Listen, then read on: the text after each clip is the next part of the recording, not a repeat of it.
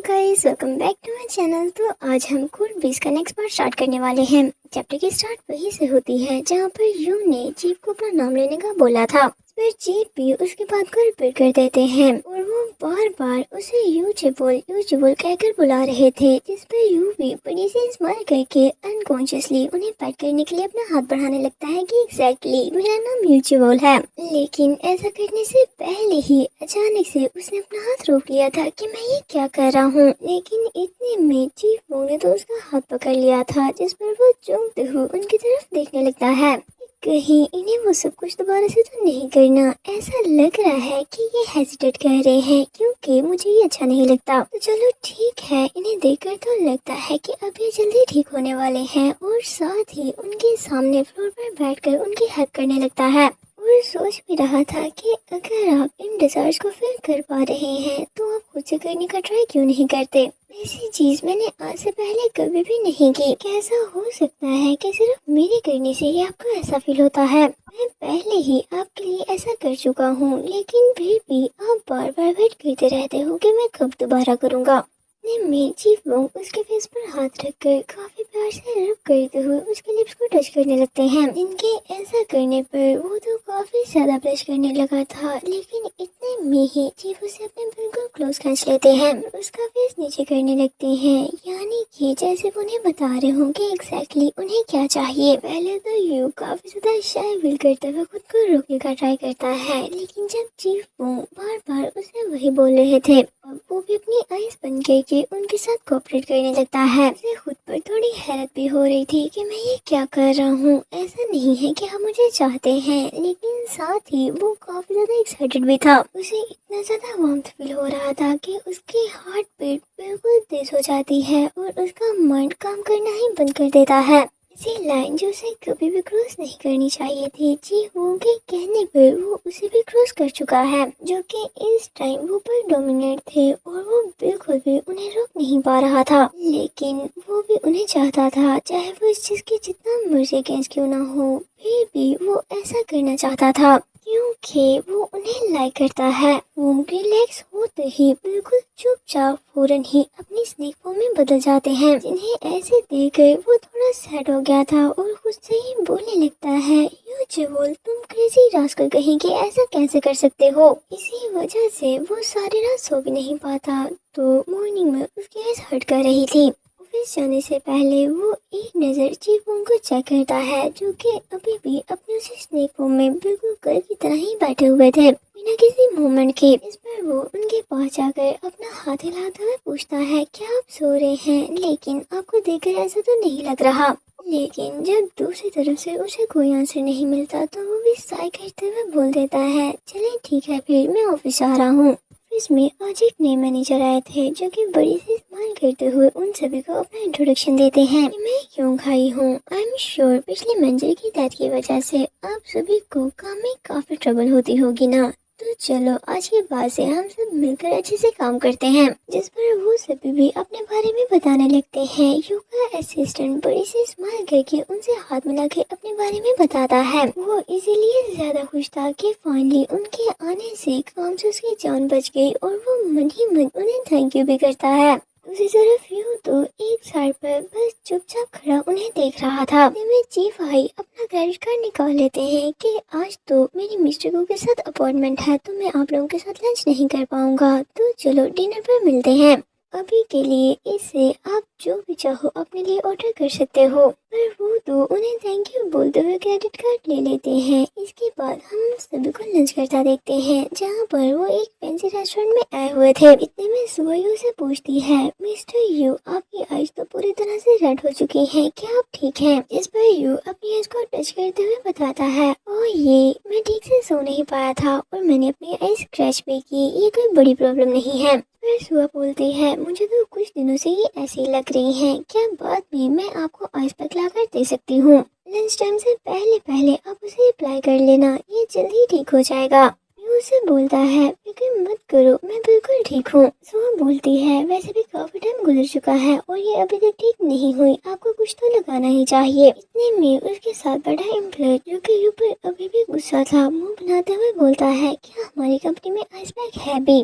वो बोलती है अगर नहीं है तो मैं बाय कर लूंगी। वो बोलता है आह तो तुम बाय करोगी। वो बोलती है हाँ अगर तुम्हें भी कुछ चाहिए तो मैं तुम्हारे लिए भी बाय कर सकती हूँ। वो भी बोलने लगता है नहीं नहीं सुआ मैं सच में ठीक हूँ। जिस पर वो एम्प्लॉय भी बोलता है ये ठीक है ना, अगर इसे चाहिए तो ये खुद ही जाकर उसे बाय कर लेगा। इन सभी की बातें रेड हेयर वाली लेडी ना चाहते हुए भी सुन रही थी, जिस पर वो उन्हें चुप करवाने के लिए टेबल पर पड़ा एक स्पून नीचे फेंक देती है। उसका ये तरीका वर्क भी कर गया था। वो सभी बिल्कुल चुप होकर उसकी तरफ देखने लगते हैं, पर वो बड़ी सी स्माइल करके उनसे माफी मांग लेती है और साथ ही ऐसा से विस्पर भी करती है ये तो ऑब्वियस है कि वो तुम्हें लाइक करती है, लेकिन तुम्हें उसे ऐसे ही खुद से दूर पुश करना है, एक सिंगल चांस भी मत देना। पूछता है तुम क्या कह रही हो, लेकिन वो तो इस बात को टालकर बड़ी सी स्माइल करके बोलने लगती है ये तो हमारे लिए काफी अच्छा है कि मिंजर योंग हाई देखने में एक काइंड और गुड पर्सन लगते हैं। ऐसे ही वो सभी दोबारा से चीफ वोंग के बारे में बातें करने लगे थे। के बाद हम उन्हें डिनर पर देखते हैं, जहाँ पर इस टाइम चीफ योंग हाई भी उनके साथ थे और वो सभी काफी ज्यादा ड्रिंक करते हैं। यू वहाँ से निकलने का ट्राई करता है, लेकिन चीफ योंग हाई उसे रोक लेते हैं कि कल हॉलीडे है और तुम अभी से यहाँ से भागने लगे हो। फिर यू को भी उन सभी के साथ बैठकर ड्रिंक करना पड़ती है। सभी काफी ज्यादा ड्रंक हो जाते हैं सिवाय चीफ योंग हाई और यू को छोड़कर, जो कि अभी भी सोबर लग रहे थे। योंग हाई बड़ी सी स्माइल करके उसे बोलता है असिस्टेंट मैनेजर यू तुम तो ड्रिंक करने में काफी अच्छे हो, तुम्हारा फेस तो थोड़ा सा भी चेंज नहीं हुआ। यू भी हंसता हुआ रिप्लाई करता है कि नहीं नहीं ऐसी कोई बात नहीं। चीफ योंग हाई को टैक्सी में बिठाने के बाद यू उन सभी को संभालने लगता है, लेकिन चीफ तो काफी गौर से यू की तरफ ही देख रहे थे। उन सभी को बेचने के बाद फाइनली यू वापस आ जाता है, लेकिन अब तक तो वो काफी ज्यादा ड्रंक हो चुका था, इतना ज्यादा कि वो ठीक से चल भी नहीं पा रहा था। हम तो जानते ही हैं कि ड्रिंक करने के बाद जब तक वो स्ट्रेस में होता है तब तक उस पर ड्रिंक का असर नहीं होता। वो लड़खड़ाते हुए एलिवेटर से निकलकर अपार्टमेंट की तरफ जाता है, लेकिन उसके हाथ इतने ज्यादा शेक कर रहे थे कि उसे बटन प्रेस ही नहीं होते। वो तो सोचने लगा था कि अगर कल ना होता तो तब मेरा क्या बनना था। वो किसी न किसी तरह डोर ओपन करके अंदर आ ही जाता है और बोलता है मैं घर वापस आ गया। इतने में उसे अपने सामने कुछ नजर आता है, जिस पर वो तो वहीं पर रुक गया था, क्योंकि उसके सामने चीफ वोंग खड़े थे, जिन्होंने बिल्कुल पहले की तरह अच्छे से ड्रेस पहन रखा था और बिल्कुल पहले की तरह ही उसे नाम से बुलाते हैं। जिस पर वो तो फौरन ही अपना बैग फेंक कर जल्दी से उनके सामने जाकर पूछने लगता है कि क्या आपको कुछ याद आया। जिस पर चीफ वोंग तो याद करने लगते हैं कि कैसे जब वो अपनी स्नेक होम में थे तो उन्हें मेमोरी याद आती है जिसमें वो ड्रेस पहन रहे थे। और मैम भी आती है जहाँ वो ऑफिस में यू को गुजरते हुए देखते हैं, जिस पर यू भी उनकी तरफ देखते हुए हल्की सी स्माइल कर देता है, वैसे ही जैसे वो पहली बार अपने सेंसेस में आए थे। तो यू उनके पास बैठा उनकी केयर करते हुए स्माइल कर रहा था और सोचते हैं ये तो वही फेस है जिसे देखकर मुझे वार्मथ फील होता है, मैं दोबारा से उसे स्माइल करते हुए देखना चाहता हूँ। अपनी ह्यूमन फॉर्म में आकर वैसे ही ड्रेस पहनकर रेडी हो जाते हैं। मुझे ऐसे देखकर वो जरूर ही स्माइल करेगा। प्रेजेंट में यू तो उन्हें ऐसे देखकर चीफ बुलाते हुए थोड़ा सैड हो गया था। पर चीफ तो उसके फेस को पकड़ लेते हैं कि नहीं मुझे ऐसे मत देखो, मुझे दोबारा से तुम्हारे फेस पर वही वार्मथ लुक देखना है बस एक बार। और साथ ही उसे कमर से पकड़कर अपने बिल्कुल क्लोज कर लेते हैं और काफी गौर से उसके आईज में देखने लगे थे। उनके ऐसा करने पर यू तो ब्लश करते हुए बस हैरानी से उनकी तरफ देखे ही जा रहा था। तो सोचने लगे थे कि इसकी हेल्प करने से मुझे काफी अच्छा लगता है, तो क्या अगर मैं भी इसकी हेल्प करूंगा तो इसे अच्छा लगेगा। ये सोचते हुए वो उसे फ्लोर पर लटाकर स्लोली स्लोली उसके बिल्कुल क्लोज आ गए थे और उसकी नेक को स्मेल करने लगते हैं। कि ऐसा करने पर यू तो बिल्कुल ही फ्लिंच हो चुका था और सोचने लगता है पता नहीं इन्होंने खुद को ऐसे ड्रेसअप कैसे कर लिया, लेकिन देखकर लगता तो नहीं कि इनकी मेमोरीज वापस आई होंगी। स्टीव को उसकी बॉडी से एक अनफेमिलियर सेंट आ रही थी जो कि उसे बिल्कुल भी अच्छी नहीं लगती। इस पर वो उसे खत्म करने के लिए यू की नेक पर बाइट ही कर देते हैं और साथ ही उसके क्लोज स्मोक करने लगे थे, जिस पर यू तो जल्दी से उनका हाथ पकड़कर उसे रोक देता है कि चीफ आप अचानक से ऐसा क्यों कर रहे हैं, लेकिन चीफ ने उसकी सुननी कहाँ थी। उसके मना करने के बावजूद भी वो उसकी हेल्प करने लगती है। उनके ऐसा करने पर वो तो काफी ज्यादा एक्साइटेड हो जाता है। तो पहले से ही ड्रंक था और चीफ के ऐसा करने पर उसके लिए खुद को रोकना और भी मुश्किल होता जा रहा था। ऐसा करने के बाद चीफ दोबारा से उसके बिल्कुल सामने आकर उसे नाम से बुलाने लगते हैं। ये दोबारा से मुझे तुम्हारे फेस पर वही लुक देखना है, लेकिन वो ऐसा उसे बोल नहीं पा रहे थे और साथ ही आइस बंद करके अपनी मेमोरी पर जोर देकर सोचने लगते हैं कि मुझे तुमसे बात करने का कोई न कोई रास्ता तो ढूंढना ही होगा। मैं तुमसे ये कैसे बोलूं जो मैं तुम्हें बोलना चाहता हूँ। फिर जब वो अपनी आइज ओपन करते हैं तो यू की तरफ काफी होश से देखते हुए अपनी टूटी फूटी वॉइस में फाइनली ये बोली देते हैं, प्लीज स्माइल करो। फिर यू तो काफी ज्यादा चौंक कर उनकी तरफ देखने लगता है। क्या अभी अभी इन्होंने मुझसे स्माइल करने का बोला? ये सुनकर तो उसकी हार्ट बीट काफी ज्यादा तेज हो चुकी थी। जब ये स्माइल नहीं करता तो चीफ दोबारा से उसे स्माइल करने का बोलते हैं और साथ ही काफी प्यार से उसे टच भी करने लगे थे कि ऐसा करने से इसे जरूर ही अच्छा लगेगा, तो शायद ये स्माइल भी करने लगे।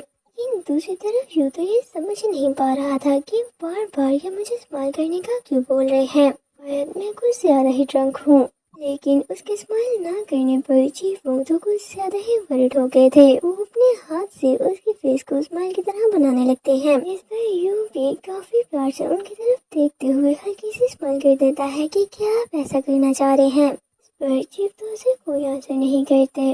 वो बस बिना किसी इमोशन के बस उसे देखे जा रहे थे और साथ ही उनके शोल्डर पर सर रख लेता है कि सीरियसली मैं समझ नहीं पा रहा कि आप मुझसे क्या कहना चाह रहे हैं, क्योंकि मैं अभी भी जैसे फील कर रहा हूँ। इस पर चीफ वो उसे हक कर लेते हैं, चाहे वो अपने फेस से उसे ये नहीं दिखा पा रहे कि उन्हें कैसा फील हो रहा है, लेकिन यू के स्माइल करने से वो काफी ज्यादा सेटिस्फाइड हो चुके थे। इतने में चीफ वो तो फोर्सफुली उसके साथ वो सब कुछ करने का ट्राई करने लगते हैं। वो जल्दी से उन्हें रोकने लगता है कि वेट प्लीज प्लीज ऐसा मत करें, मैं ये नहीं चाहता, यहीं पर रुक जाएं, क्योंकि वो काफी ज्यादा डर रहा था कि उसे ऐसा करने से हर्ट होगा। जिस पर चीफ वोंग तो सरप्राइजिंगली उसकी बात सुनकर रुक भी गए थे और पूछने लगते हैं कि ना करूं। इस पर यू तो उनकी हेल्प करते हुए बोलता है, ऐसा नहीं कि मैं ये नहीं करना चाहता, लेकिन मुझे इस हालत में यहाँ पर नहीं करना। और साथ ही उनका हाथ पकड़ कर फिंगर्स में अपने फिंगर्स लो करते हुए काफी प्यार से बोलता है,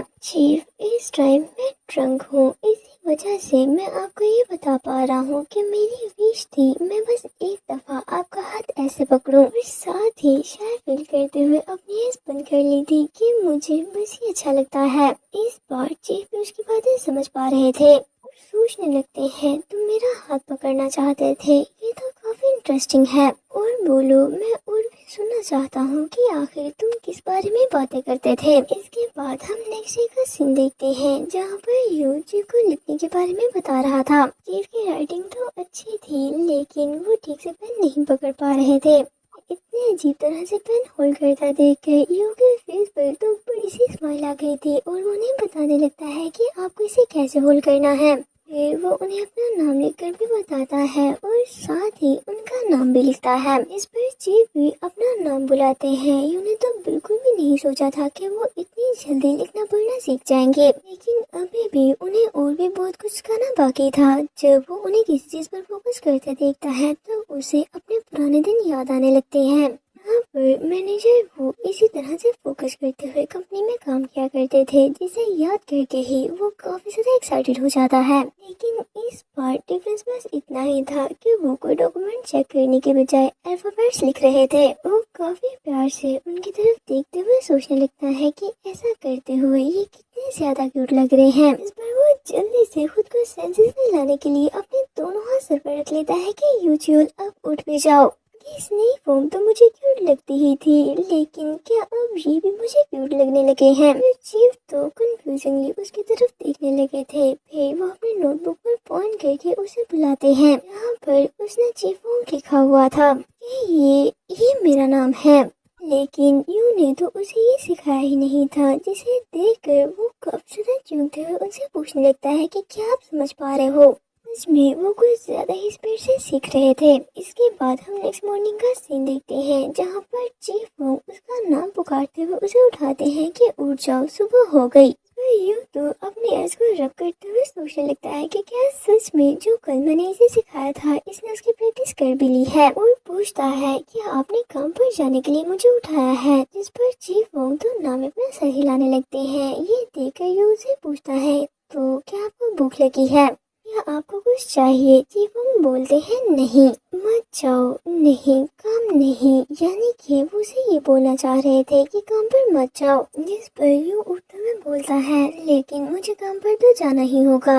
इस पर चीफ वोंग अपनी टूटी फूटी वॉइस में से बोलते हैं क्या अगर तुम आज छुट्टी कर सकते हो तो मत जाओ। यूं बोलता है लेकिन फिर भी आज वर्किंग डे है, मुझे नहीं लगता कि मुझे ऐसा करना चाहिए। में चीफ वोंग उसे जाने से रोकने के लिए उसके ऊपर लड़ जाते हैं, जिनके ऐसा करने पर यूं तो काफी ज्यादा ब्लश करने लगा था। वो तो समझ ही नहीं पा रहा था कि चीफ ऐसा क्यों कर रहे हैं। इतने में चीफ उसके एयर के बिल्कुल पास जाकर आहिस्ता से दोबारा से यही बात करते हैं कि मत जाओ। जिनके ऐसा करने पर इस बार तो उसका पूरे का पूरा फेस रेड हो जाता है और वो मन ही मन खुद को चिल्लाते हुए बोलने लगता है कि मुझे अपने फेस पर कोई भी एक्सप्रेशन शो नहीं करने, मुझे इन्हें बिल्कुल भी नहीं दिखाना कि मैं क्या फील कर रहा हूँ। ये चीज सच में मेरे हार्ट के लिए काफी ज्यादा डेंजरस है। लेकिन अगले ही सीन में हम उसे काम पर देखते हैं जहाँ पर रेड हेयर वाली लेडी उसे बोलती है मैनेजर यू, आप तो बिल्कुल ठीक लग रहे हैं। मेरा मतलब चीफ यूंग हाई के साथ काम करने में आपको बिल्कुल भी प्रॉब्लम नहीं हो रही। पर यू हल्के से स्माइल के साथ रिप्लाई करता है कि वो एक फ्रेंडली पर्सन है। वो पूछती है कि आपको हॉस्पिटल नहीं जाना चाहिए, आपने तो बताया था कि यहाँ पर आते हुए आपका एक्सीडेंट हुआ है, इसी वजह से ही आज आपको आने में देर हो गई थी। जिस पर यू बताता है इट्स ओके, ये इतना बड़ा भी इंसिडेंट नहीं था, बस हल्का सा स्क्रैच ही लगा है, मैं लकी था। जिस पर वो तो बड़े रोते हुए बोलने लगती है कि आखिर आप इतनी सुबह सुबह फास्ट ड्राइविंग कर ही क्यों रहे थे। मुझे सच में ये सुनकर अच्छा लगा कि आपको कुछ ज्यादा चोट नहीं आई। बोलता है वैसे एक सिचुएशन है जिसे मुझे बाद में हैंडल करना पड़ेगा। इस पर वो बोलती है ओह वो स्क्रैच, मैं आपको अपने अंकल से इंट्रोड्यूस करवा सकती हूँ, वो इस काम में काफी टैलेंटेड है। भी बोल देता है फिर तो काफी अच्छी बात है, मैं भी तब से ये ढूंढ ही रहा था कि मुझे कार कहाँ से ठीक करवानी चाहिए। हम मॉर्निंग का सीन देखते हैं कि आखिर तब हुआ क्या था जहाँ पर चीफ उसे जाने से मना कर रहे थे। इस पर उसने चीफ को टाइम देखना बताया कि मैं पूरे 8 बजे घर वापस आ जाऊंगा, लेकिन फिर भी चीफ नहीं मान रहे थे। उसने यू को रोकने के लिए जोर से हक कर लिया था, लेकिन फिर भी किसी न किसी तरह वो उन्हें मना कर काम पर जाने के लिए निकल चुका था। लेकिन अभी भी चीफ के बारे में याद करते हुए वो काफी ज्यादा ब्लश कर रहा था कि वो कितने ज्यादा क्यूट हैं। इस पर वो अपना सर स्टीयरिंग पर रख लेता है कि यूचुअल क्या तुम पागल हो चुके हो। में ही ऑपोजिट साइड से एक कार तेजी से आते हुए उसे टक्कर लगा देती है, जिसकी वजह से ज्यादा तो नहीं बस उसकी कार पर हल्का सा स्क्रैच आया था। इसे याद करते हुए वो सोचता है अगर उसने टाइम पर ब्रेक ना लगाई होती तो सच में ये काफी बड़ा एक्सीडेंट होना था। कहीं इस चीज को उसने पहले तो सेंस नहीं कर लिया था और बेचैनी की वजह से आज वो मुझे आने से मना कर रहा था। तो इसी के साथ आज का ये चैप्टर यहीं पर एंड करते हैं। अगर आपको ये वीडियो अच्छी लगी हो तो प्लीज इसे लाइक जरूर करें। तो चलिए मिलते हैं आपसे किसी नेक्स्ट वीडियो में। Until next video take care of yourself and bye bye.